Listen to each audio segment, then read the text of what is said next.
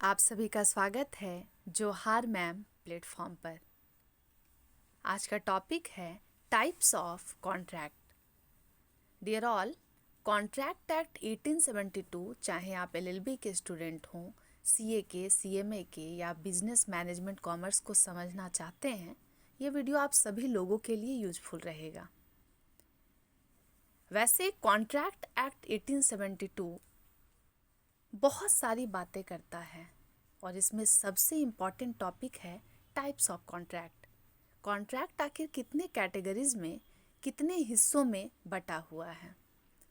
जिस तरीके से हमारा कास्ट सिस्टम है, हम सभी अलग अलग जाति, समुदाय, वर्ग से आते हैं, उसी तरीके से इंडियन कॉन्ट्रैक्ट एक्ट जो है कई टुकड़ों में, कई हिस्सों में बटा हुआ है। आज थोड़े साधारण एग्जाम्पल के जरिए हम समझेंगे कि कॉन्ट्रैक्ट जो है इंडियन कॉन्ट्रैक्ट एक्ट के अंदर कितने हिस्सों में बटा हुआ है, और सबके कुछ की एलिमेंट को भी निकालेंगे ताकि आप इजीली समझ पाएं कि कॉन्ट्रैक्ट जो है कितने हिस्सों में बटा हुआ है। बांटने का आधार जो है बेसिस ऑफ क्लासिफिकेशन, मेरे बोलने का जो माध्यम है वो हिंदी इंग्लिश दोनों ही रहेगा, ताकि जो बच्चे हिंदी में कॉमर्स मैनेजमेंट बिजनेस को लिखते हैं उन्हें भी कुछ फ़ायदा मिल पाए। तो जो बांटने का आधार है, बेसिस ऑफ क्लासिफिकेशन है कॉन्ट्रैक्ट का, वो जनरली 4 टुकड़ों में बांटा गया है। और जो सबसे पहला आधार है बांटने का, वो निर्माण के आधार पर, on the basis of formation या फिर क्रिएशन, ये आधार है बांटने का। तो निर्माण के आधार पर कॉन्ट्रैक्ट जो है वो भी कुछ हिस्सों में बट जाते हैं, और आज हम सिर्फ उसकी बात करेंगे। और ये वीडियो कई सारे पार्ट में आएगा, एग्जामिनेशन पॉइंट ऑफ व्यू से बहुत ज़्यादा इम्पॉर्टेंट है। और 14 मार्क्स में अगर आपके लॉन्ग आंसर जो हैं 14 मार्क्स के पूछे जाते हैं, तो ये जो क्वेश्चन है ये बिल्कुल कंफर्म रहेगा। लेकिन हो सकता है अगर आप कहीं और से एमबीए कर रहे हो, बीबीएमकेयू के स्टूडेंट ना हो, तो 10 मार्क्स में या फिर आपके शॉर्ट आंसर में भी ये दिया जा सकता है। बच्चों, एक जो मैं पीडीएफ आप लोगों के सामने आपको नज़र आ रहा होगा, एक कोटेशन से शुरुआत है, ऑलवेज रीड योर कॉन्ट्रैक्ट। ये इतना आसान है कि मुझे एक्सप्लेन करने की ज़रूरत नहीं है। इंडियन कॉन्ट्रैक्ट एक्ट जो है वो कॉन्ट्रैक्ट को बहुत सारे कैटेगरीज में, बहुत सारे क्राइटेरिया में बाइफर्केट करता है, बांटता है। पहला जो है वो है on the basis of formation या क्रिएशन। चलिए धीरे धीरे स्क्रॉल करती हूँ, वैसे पीडीएफ को बनाने में बहुत वक्त लग जाता है। और इसके अलावा जो है मैं अपने हैंड रिटन भी कुछ पेज जो है उसे इसमें अटैच कर रही हूँ, ताकि अगर जो बच्चे कीवर्ड के साथ अपने आंसर को लिखना चाहते हैं वो लिख सकते हैं। और थोड़ा सा वेराइटी जो है वो रिक्वायर्ड रहता है अगर हमारी कॉपी मास्टर लेवल में जाने वाली है, उसका अगर हम एग्ज़ाम देने वाले हैं तो जो पहला आधार है क्लासिफिकेशन ऑफ कॉन्ट्रैक्ट का, वो है on the basis of modes of creation या फॉर्मेशन। बच्चों, इंडियन कॉन्ट्रैक्ट एक्ट ये कहता है कि अगर हम आधार पर, निर्माण के आधार पर किसी कॉन्ट्रैक्ट को बांटते हैं, तो जनरली उसको हम लोग 4 हिस्सों में बांटेंगे। मतलब on the basis of modes of creation या फॉर्मेशन, उसके अंदर 4 कॉन्ट्रैक्ट के टाइप आते हैं। तो जो पहला कॉन्ट्रैक्ट है हमारा एक्सप्रेस कॉन्ट्रैक्ट। ये बहुत सिंपल कॉन्ट्रैक्ट है, और इसके लिए एक साधारण सा एग्जाम्पल है बिहारी और बंगाली का कॉन्सेप्ट। बच्चों, कोई भी ऐसा कॉन्ट्रैक्ट जो हम बोलकर, मतलब ओरली अगर करते हैं, तो 2 पार्टी जो हैं वो इस तरीके से भी बोलचाल के आधार पर भी एक कॉन्ट्रैक्ट का पार्ट बन जाते हैं। या फिर रिटन वे में तो ये जनरली है कि हमारे देश में जितने भी कॉन्ट्रैक्ट बनते हैं उनका जो आधार होता है वो लिखित ही होता है, रिटन फॉर्म में होता है। लेकिन इंडियन कॉन्ट्रैक्ट एक्ट ये कहता है कि ओरली भी 2 लोग अगर ऑफर, एक मान लीजिए जो पार्टी ए है वो ऑफर कर रहा है पार्टी बी को कि तुम 5 लाख रुपए में मेरे प्रॉपर्टी को खरीद लो, अगर बी बोलता है ठीक है मैं मान जाता हूँ, तो इसमें भी कॉन्ट्रैक्ट फॉर्म हो गया। तो ओरली भी हम कॉन्ट्रैक्ट जो है वो फ्रेम कर सकते हैं, बना सकते हैं। तो कोई भी ऐसा कॉन्ट्रैक्ट जो कि आइदर रिटन फॉर्म में हो या फिर ओरल फॉर्म में हो, वो कॉन्ट्रैक्ट होता है, और उस कॉन्ट्रैक्ट को कहते हैं एक्सप्रेस कॉन्ट्रैक्ट। अब आप ये ज़रूर पूछेंगे कि मैम यकीन नहीं हो रहा है कि बोल करके भी ओरली भी जो है हम किसी कॉन्ट्रैक्ट के अंदर आ सकते हैं? तो जी हाँ, भले बात प्रूफ पर अटक जाएगी कि मैम ओरली चीज़ों को प्रूफ कैसे कर सकते हैं, लेकिन इंडियन कॉन्ट्रैक्ट एक्ट जो है वो ये कहता ज़रूर है कि हम ओरली भी आ सकते हैं। मतलब कहीं ना कहीं ये इन बातों से मालूम हो रहा है कि ओरली भी जो है वो हम एक कॉन्ट्रैक्ट में शामिल हो सकते हैं, आ सकते हैं, और उसी को कहते हैं एक्सप्रेस कॉन्ट्रैक्ट। बच्चों, बिहारी जो है अक्सर आप देखेंगे बातों बातों में कह देते हैं कि चलिए ना, ये जो ज़मीन है कितना अच्छा है, मेरा ही ज़मीन है, इसको ले लीजिए। तो सामने वाला जो है वो भी खुश हो जाता है, क्योंकि ज़मीन जो है वो तो बिहारियों को बहुत पसंद आती है। आखिर उसी में तो हम आलू उगाएंगे और उसके बाद लिट्टी चोखा बना करके खाएंगे। तो जो बी है, पार्टी बी है, वो भी कह देता है बातों बातों में, ठीक है आपका ज़मीन हमको अच्छा लग रहा है, अच्छे क्वालिटी का है, चलिए उसको ले लेते हैं। ये ओरली बातों बातों में कॉन्ट्रैक्ट हो गया।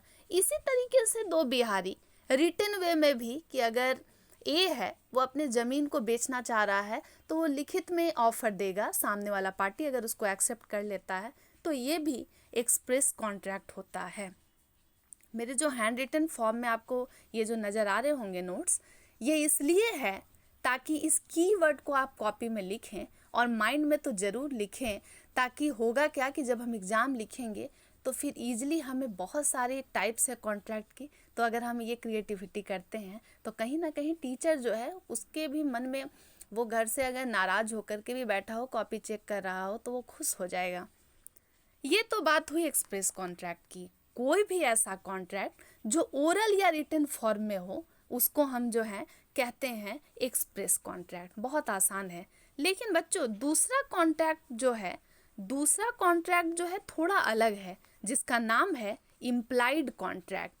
तो कोई भी ऐसा कॉन्ट्रैक्ट जिसमें ना हम रिटन वे में ना ही ओरली हम कॉन्ट्रैक्ट का पार्ट बन रहे हैं, लेकिन फिर भी कॉन्ट्रैक्ट हो जा रहा है। अब आप ये कहेंगे कि मैम ये तो बहुत बड़ी बात आप कह रही हैं, ऐसा होता है क्या? जी हाँ, इंडियन कॉन्ट्रैक्ट एक्ट कहता है कि एक इंटरेस्टिंग सा कॉन्ट्रैक्ट हमारे पास है, और ये कॉन्ट्रैक्ट जो है न रिटन फॉर्म में है न ओरल फॉर्म में है, जैसे कि एक्सप्रेस कॉन्ट्रैक्ट है। ये ऐसा बिल्कुल नहीं है, लेकिन ये थोड़ा अलग तरीके का कॉन्ट्रैक्ट होता है। तो ज़रा सोच करके देखिए। कई बार होता है ना, जनरली होता है कि जो छोटे बच्चे होते हैं जब स्कूल जा रहे होते हैं तो बस स्टॉप पर जाकर, मान लीजिए स्कूल का समय 6 बजे है, 6:30 बजे है, वो 5:30 बजे बस स्टॉप पर जाकर के खड़े हो जाते हैं। बस आती है, बस वाले ड्राइवर भैया कुछ कहते भी नहीं है, लेकिन उसको मालूम है कि बस सामने खड़ी है, स्कूल का नाम लिखा हुआ है, बच्चे बस पर चढ़ जाते हैं, अपने सीट पर जाकर के बैठ जाते हैं। बच्चों, यहाँ पर बच्चे और बस के ड्राइवर में बात नहीं हुई, बच्चे ने बस से भी बात नहीं की, लेकिन यहाँ पर कम्युनिकेशन की पॉसिबिलिटी भी नज़र नहीं आई। लेकिन बच्चे का जो कंडक्ट है, बच्चे का जो जेस्चर है, बच्चे का जो हाव भाव है, जो तरीका है, क्योंकि बच्चे ने बस देखा, उसे मालूम है कि उसे स्कूल जाना है, बिना कुछ बोले हुए, बिना कुछ लिखे हुए यहाँ कॉन्ट्रैक्ट हो गया। मतलब कोई भी ऐसा कॉन्ट्रैक्ट जहाँ पर पार्टी का जो कंडक्ट है, जो इंटेंशन है, जो कंडक्ट इंटेंशन जो है वो मिलना चाहिए। मतलब सामने वाला अगर बस लेकर पहुंचा है, स्कूल का नाम लिखा हुआ है, हमें मालूम है कि हम किस स्कूल में जाते हैं, बच्चा जो है बस स्टॉप पर खड़ा हो गया, अपने बस को देखा, बस पर चढ़कर निकल गया। बच्चों, यहाँ पर इंटेंशन बिल्कुल प्योर था, साफ था कि हमें स्कूल पहुँचना है। यहाँ पर कम्युनिकेशन की कोई पॉसिबिलिटी नहीं थी। बच्चे ने ड्राइवर भैया से पूछा भी नहीं, क्योंकि उसको मालूम है कि बस नंबर अगर 8 है, 7 है, जिसमें भी वो जाता है वो स्कूल ही जाने वाली है। तो बिना कुछ कहे, बिना कुछ बोले हुए, बस देखकर एक संकेत के माध्यम से भी कॉन्ट्रैक्ट हो गया। और ये बात कौन कर रहा है? तो ये बात कर रहा है इंडियन कॉन्ट्रैक्ट एक्ट कि जी हाँ, एक इंटरेस्टिंग कॉन्ट्रैक्ट भी होता है जहाँ कम्युनिकेशन की तो गुंजाइश होती नहीं है, लेकिन काम हो जाता है। तो है ना इंटरेस्टिंग? ज़रूर बताइएगा। बच्चों, और आसानी से समझने के लिए मैं एक दूसरा एग्जाम्पल लेना चाहूँगी। आप अक्सर देखते हैं कि कई राशन दुकान में, जितने किराना स्टोर होते हैं, वहाँ पर कई बार कुछ खाने के आइटम्स जो है दुकान में टंगे होते हैं। मैगी वगैरह भी जो है बहुत सारे टेबल पे रखे रहते हैं। कई बार चॉकलेट्स जो हैं वो डब्बे में बंद रहते हैं। अक्सर बच्चे दुकान पे पहुंचते हैं, या कई बड़े लड़के भी पहुंच जाते हैं, लड़कियां भी पहुंच जाती हैं। दुकान में जा कर के वो डब्बे खोलकर 10 चॉकलेट गिन लेते हैं। दुकानदार सामने देख रहा होता है, बच्चा या कोई भी लड़का लड़की कुछ कहता नहीं है, वो 10 चॉकलेट निकालता है, पैसा रखता है और चल देता है। ऐसा होता है ना। ये है इम्प्लाइड कॉन्ट्रैक्ट, जहाँ शॉपकीपर से हमारी बातचीत तो नहीं हुई लेकिन हमें इंटेंशन मालूम है। कई बार होता है सामने अगर हम मैगी के पैकेट को देख लिए या हम किसी कुछ पीने वाले कुछ बोतल को देख लेते हैं, या हमारे सामने कोई वैसा ड्रिंक है, कोई जूस है, उसे हम लेते हैं, कोई बिस्किट है उसे लेकर चल देते हैं और उतना पैसा जो है सामने रख देते हैं। ये जो एग्जाम्पल है ये इम्प्लाइड कॉन्ट्रैक्ट का एग्जाम्पल है, जहाँ पर हमारे जेस्चर से, हमारे कंडक्ट से मालूम हो जाता है कि हम एक कॉन्ट्रैक्ट में एंट्री कर चुके हैं। बस स्टॉप का एग्जाम्पल है, या फिर कई बार आप देखते होंगे कि कई लोग जो हैं जितने जनरली टोबैको या फिर मतलब खैनी खाते हैं, या फिर वो सिगरेट पीते हैं, या फिर बीड़ी खरीदते हैं, या दुकान में जाकर के कोई भी ऐसे पाउच वाले सामान 10 ठो शैम्पू ले लिए, या फिर थोड़ा बहुत कुछ बिस्किट ले लिए, कुछ खाने पीने का प्रोडक्ट ले लिए, या वैसा कोई आइटम ले लिए जो दुकान में सामने रखा है, पैसा दिए और वो निकल जाते हैं। इसका ये मतलब है बच्चों कि हम एक कॉन्ट्रैक्ट में हैं जो कि इम्प्लाइड कॉन्ट्रैक्ट का पार्ट है। यहाँ पर हम बोलने की कोई गुंजाइश नहीं है। ये एक्सप्रेस कॉन्ट्रैक्ट से बहुत जुदा है, बहुत अलग है, अलहदा है, डिफरेंट है। इसमें बोलने की कोई बात नहीं होती है। हम जो है अपने कंडक्ट और इंटेंशन से सामने वाले के समझ जाते हैं, और सामने वाला भी जो है हमारे हरकतों से समझ जाता है और हम एक कॉन्ट्रैक्ट में बंध जाते हैं। इसके और भी कई एग्जाम्पल हो सकते हैं बच्चों। कई बार होता है कि हमारे सामने से ऑटो गुजर रहा होता है, हम ऑटो के सामने हाथ देते हैं, उस पर चढ़ जाते हैं और फिर ऑटो वाला जो है जगह बोलते रहते हैं या हमारा देखते हैं हम, तो इशारों में भी हम वहाँ पे रुक भी जाते हैं। ये सब इम्प्लाइड कॉन्ट्रैक्ट है, जहाँ कंडक्ट जो है वो क्लियर होता है लेकिन बातचीत जो है वो नहीं होती है। ऐसे इम्प्लाइड कॉन्ट्रैक्ट के और भी बहुत सारे एग्जाम्पल है, जहाँ कंडक्ट के कारण, इंटेंशन के कारण हम जो है कॉन्ट्रैक्ट में आ जाते हैं, जहाँ कम्युनिकेशन की पॉसिबिलिटी कम से कम होती है। कई बार आप देखते होंगे सुधा या अमूल के किसी शॉप में जाकर के जो लोग हैं दुकानदार के पास पहुंचते हैं, अगर दूध के पैकेट सामने पड़े हैं वो पैकेट को उठा के चल देते हैं, सामने उतना पैसा जो है वो काउंट करके रख देते हैं। दुकानदार भी कुछ रोकता टोकता या फिर बोलता नहीं है। ये एग्जाम्पल्स जो हैं मुझे लगता है कि बहुत क्लियर हैं, और क्लियरली मैं इसे एक्सप्लेन भी कर रही हूँ ताकि आप एग्ज़ाम में लिखें। बस स्टॉप जो है उसका भी एग्जाम्पल बहुत कॉमन है कि हमने कुछ कहा तो नहीं लेकिन हम कॉन्ट्रैक्ट के अंदर आ गए हैं। कई बार सामने से कोई कैब जा रहा होता है, कोई गाड़ी जा रही होती है, हम उसे रुकवा देते हैं इशारों में और कॉन्ट्रैक्ट हो जाता है।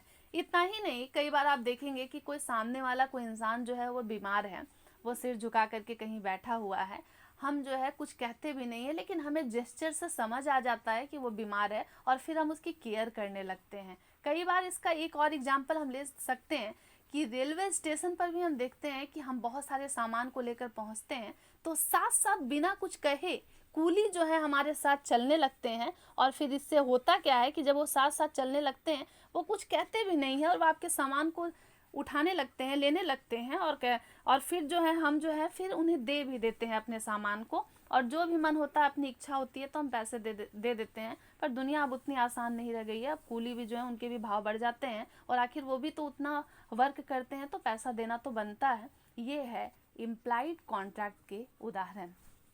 बच्चों, कोई भी ऐसा कॉन्ट्रैक्ट जिसमें रिटन या ओरल फॉर्म में हम कॉन्ट्रैक्ट में नहीं जुड़ रहे हैं, लेकिन हाँ यहाँ कंडक्ट जो है, जो इंटेंशन है वो क्लियर होता है कि हम दुकान गए, हमने कोई सामान को उठा लिया, बदले में उतना पैसा रख दिया। और ये जो एग्जाम्पल है, ये सभी एग्जाम्पल जो हैं इम्प्लाइड कॉन्ट्रैक्ट के हैं।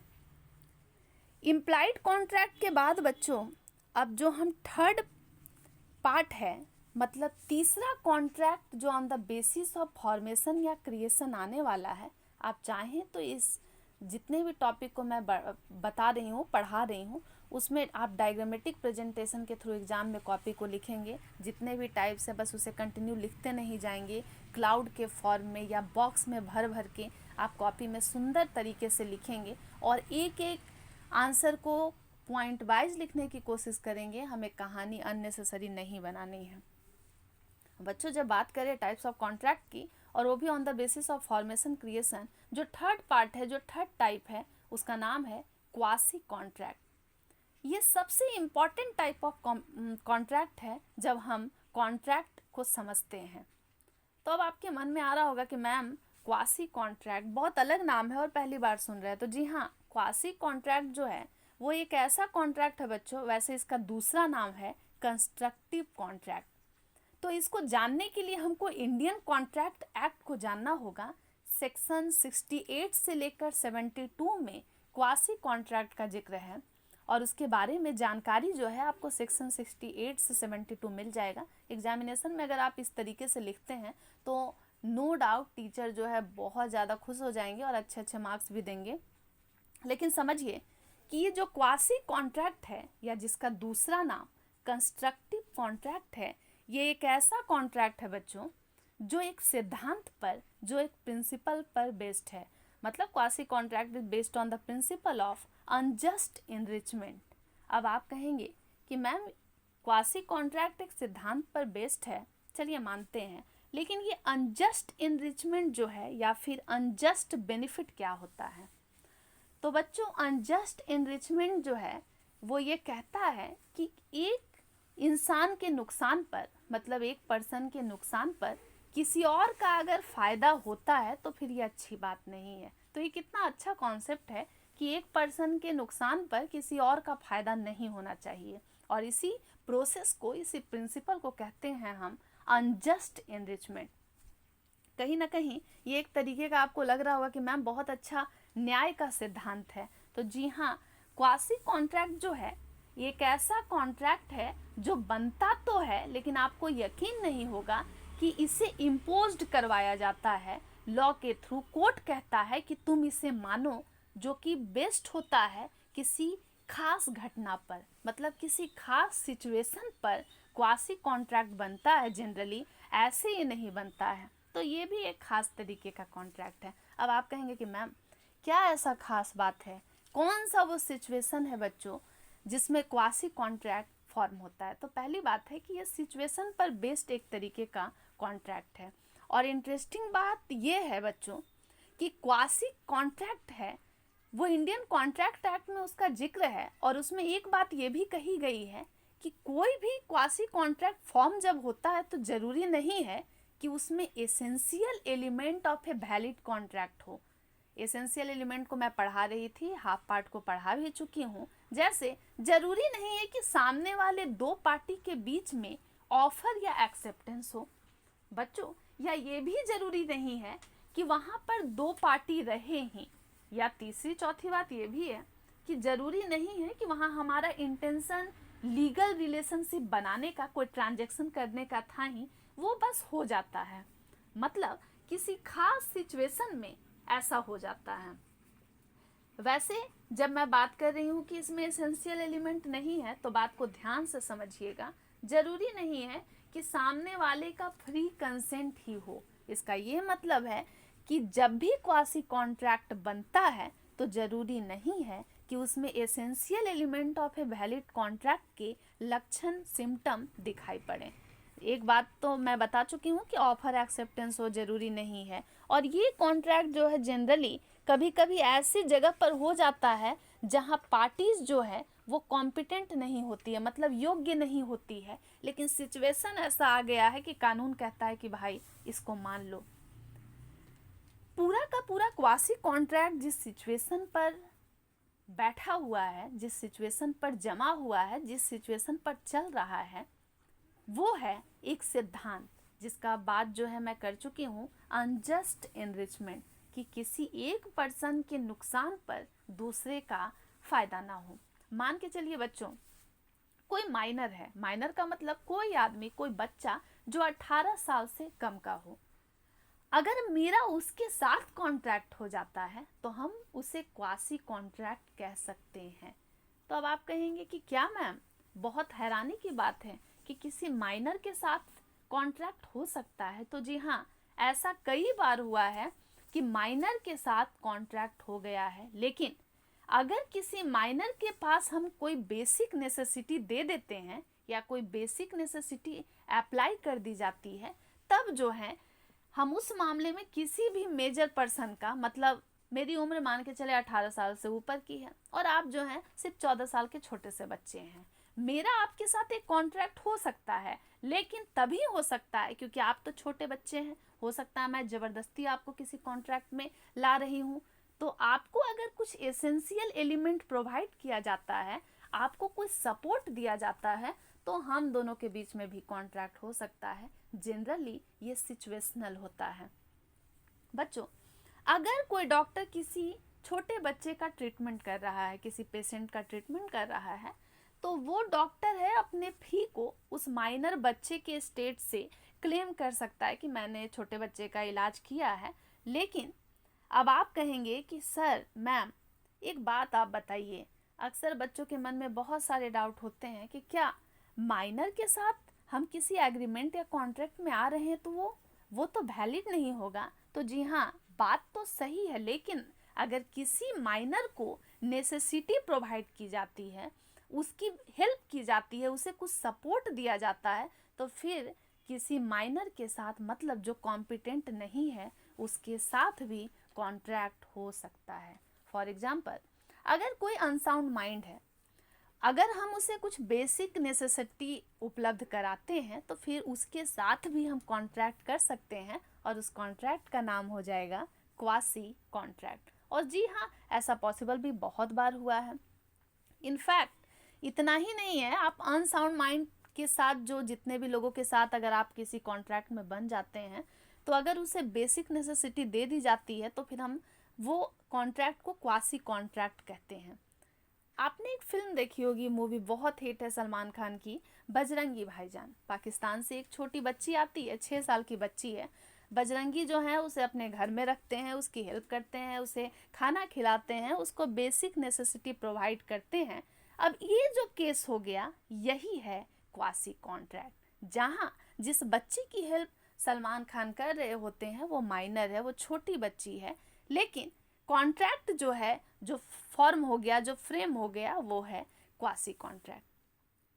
बच्चों, जनरली क्वासी कॉन्ट्रैक्ट जो है ये एप्लीकेबल होता है, लेकिन अधिकतर बार देखा गया है कि कानून जो है वो इसे इम्पोज्ड करती है, ये सिचुएशन पर आधारित होता है।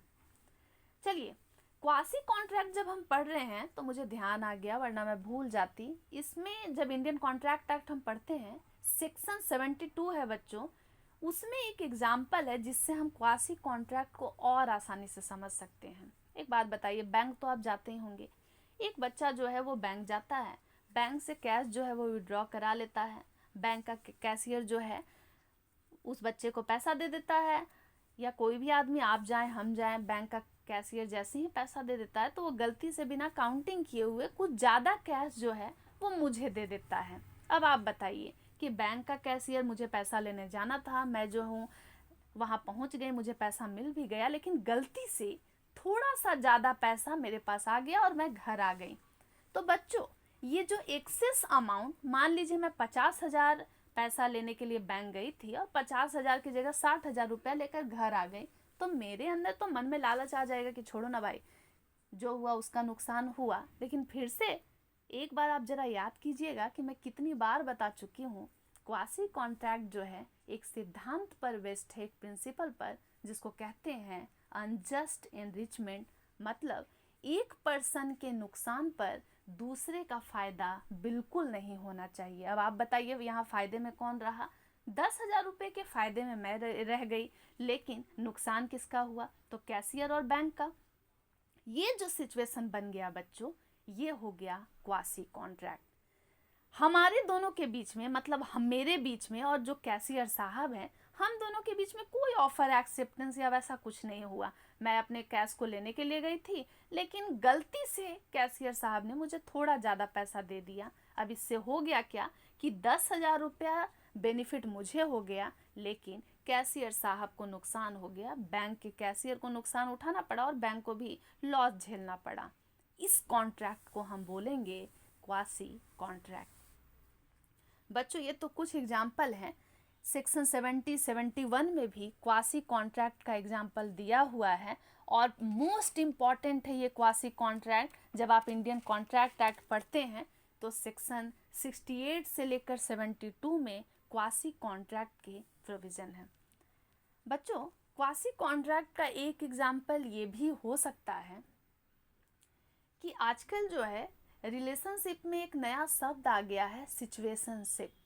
जी हाँ, दो लोग जो है वो रिश्ते में आए, रिलेशन में आए, लेकिन उनका जो आधार रहा, उनका जो बेसिस रहा, वो खास सिचुएशन में हुआ। मतलब कि मैं ज़रा उदास हूँ, मेरा जो है मैं बहुत उदास चल रही हूँ, कुछ डिप्रेशन में हूँ, कुछ टेंस्ड हूँ, और आप भी, सामने वाले जो पार्टी हैं, आप भी थोड़े से दुखी उदास हैं। हम दोनों अगर किसी एक रिलेशन में आ जाते हैं तो यहाँ पर क्या है कि दोनों का कहीं ना कहीं जो उदासी है, दोनों का जो डिप्रेशन है, वो किसी खास सिचुएशन में हम मिलते हैं और सिचुएशन पर एक रिश्ता बन जाता है। लेकिन बच्चों, जैसे बैंक के कैशियर का जो एग्जाम्पल हुआ, मैं तो फ़ायदे में रह ली लेकिन उन्हें तो नुकसान उठाना पड़ा। अब क्या आप ऐसा चाहते हैं? जी हाँ, इंडियन कॉन्ट्रैक्ट एक्ट क्लियरली कहता है कि ये गलत बात है। एक का फ़ायदा हो गया, दूसरे का नुकसान हो गया, और कानून तो न्याय की बात करता है। और इंडियन कॉन्ट्रैक्ट एक्ट ये तो एक कमर्शियल ट्रांजैक्शन के लिए ये तो एक कानूनी व्यवस्था है। इसमें इन्फोर्सिबिलिटी की बात होती है, मतलब लीगल रेमेडी अवेलेबल होता है कि अगर एक पार्टी के साथ नुकसान हो रहा है तो कानून का दरवाज़ा खटखटा सकता है, कानूनी सहायता ले सकता है। क्वासी कॉन्ट्रैक्ट जो कि सिचुएशन पर बेस्ड है, वो एक सिद्धांत पर बेस्ड है अनजस्ट एनरिचमेंट का। तो किसी एक के फ़ायदे पर दूसरे का अगर नुकसान हो रहा है तो ये बिल्कुल गलत है। बच्चों, इसका एक और एग्जाम्पल ये है कि कई बार हम रोड पर चल रहे होते हैं और अचानक से हमें किसी इंसान का कुछ गोल्ड का कोई ज्वेलरी वगैरह रोड पर गिरा हुआ मिल गया, उसका आधार कार्ड, पासपोर्ट और भी ज़रूरी डॉक्यूमेंट्स जो हैं वो मिल जाए। अब हमारे पास जैसे ही वो डॉक्यूमेंट आ गया, तभी हमारे साथ एक ऑब्लिगेशन जुड़ गया कि भाई ज़रूरी कागज़ है, डॉक्यूमेंट है, हो सकता है वो आदमी ढूंढ रहा होगा, और ख़ास करके आधार, आपका पैन कार्ड, ये सब तो बहुत एसेंशियल डॉक्यूमेंट है। तो फिर हम कहते नहीं हैं, लेकिन कहीं ना कहीं हमारे ऊपर एक दायित्व आ जाता है, ऑब्लिगेशन आ जाता है कि ये ज़रूरी डॉक्यूमेंट हम उसे लौटा दें। भले हो सकता है हम जो है लालच में डायमंड की रिंग जो है उसे चुरा लें, लेकिन जैसे ही बात डॉक्यूमेंट की आ जाती है तो फिर उस सिचुएशन में जहाँ पर किसी की ज़रूरी कागज़, कोई दस्तावेज अगर हमें कहीं गिरा मिल गया तो फिर हमें उसे लौटा देना चाहिए, नहीं तो लॉ इम्पोज किया जाता है। मतलब हम पर दबाव बनाया जाएगा कानून के द्वारा। वो इंसान शिकायत करेगा, पता चला वो हमारे पास से बरामद हुआ, या कई बार ऐसा होता है कि किसी का कुछ डॉक्यूमेंट ज़रूरी मिल गया तो हमें खुद से भी उसे लौटा देना चाहिए। क्वासी कॉन्ट्रैक्ट भी जो है ये इसी का एग्जाम्पल है कि सामने वाले को अगर कोई परेशान है, अगर किसी का कुछ बहुत ज़्यादा फ़ायदा हो गया और आपको नुकसान उठाना पड़ गया, तो ये सही बात नहीं है। यही है क्वासी कॉन्ट्रैक्ट। और बैंक का कैशियर का एग्जाम्पल बेस्ट एग्जाम्पल है इसको समझने के लिए कि जहाँ मुझे तो कैश लेने के लिए मैं थोड़े से पैसे 50,000 गई थी, लेकिन जब घर लौटी तो 60,000 देखकर मुझे खुशी हो गई, लालच आ गया। लेकिन कहीं ना कहीं यहाँ न्याय जो है उसकी जो है वो स्थिति खराब हो गई। जो सामने वाला कैशियर है उसके प्रति दया रखना चाहिए था, वापस से मुझे जाकर के 10,000 रुपये उसे लौटा देने चाहिए। यही है क्वासी कॉन्ट्रैक्ट जो बेस्ड होता है सिचुएशन पर। चलिए धीरे धीरे करके मैंने छोटे छोटे पॉइंट भी बना दिए हैं ताकि जब आप पढ़िएगा, बजरंगी भाईजान वगैरह शॉर्ट करके पॉइंट लिख दी हूँ। बच्चों, on the basis of formation आप देख लीजिए फटाफट कि कॉन्ट्रैक्ट जो है वो एक्सप्रेस कॉन्ट्रैक्ट है, इम्प्लाइड है, क्वासी है। अब जो लास्ट कॉन्ट्रैक्ट है बच्चों उसको हम लोग पढ़ लेते हैं। उसका नाम है ई-कॉम या कॉन्ट्रैक्ट ओवर इंटरनेट। बच्चों, इंडियन कॉन्ट्रैक्ट एक्ट तो इस कॉन्ट्रैक्ट की बात नहीं करता है, लेकिन बदलते समय में जैसे जैसे टाइम चेंज हो रहा है इस कॉन्ट्रैक्ट को पढ़ने की ज़रूरत आ गई है, क्योंकि अभी हम सर्वाइव कर रहे हैं टेक्नोलॉजी के युग में। और अगर हम इसे पढ़ रहे हैं, टेक्नोलॉजी की दुनिया में है, तो इस कॉन्ट्रैक्ट को समझना होगा।